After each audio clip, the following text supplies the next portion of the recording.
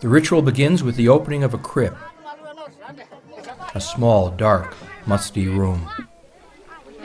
It becomes crowded fast. People bump up against corpses. A single candle is lit. Family elders attempt to be sure who is whom among the dead.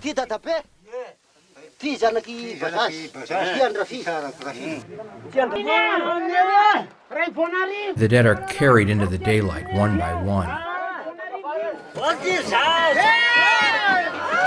Every society has its customs regarding the dead, an interplay between those who are and those who were.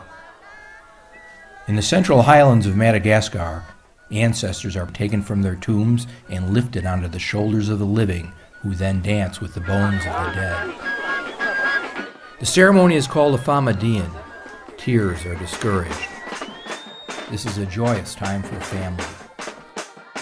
The shrouded bodies are sometimes sprayed with perfume or splashed with sparkling wine.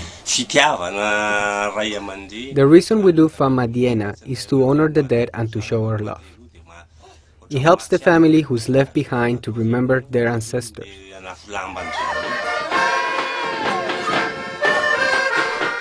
Usually, a family holds a famadian only once every 5 or 7 years. Hundreds of guests are sometimes invited, and they must all be fed. Usually meat and rice, accompanied by beer and rum.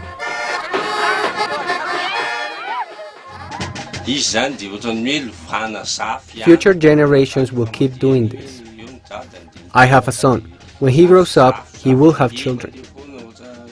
After I am gone, he will continue the tradition and it will go on and on. The family will help each other keep the tradition alive. Many Malagasy believe the boundary between life and death is not impermeable, that the spirit of their ancestors somehow passes back and forth.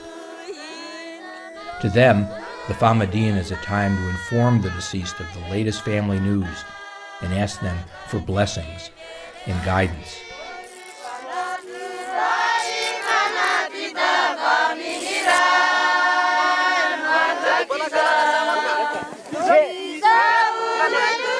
Before the dead are returned to the tomb, they are carefully rewrapped, the new shroud going over the old one. Family members run their hands over the outline of the skeleton.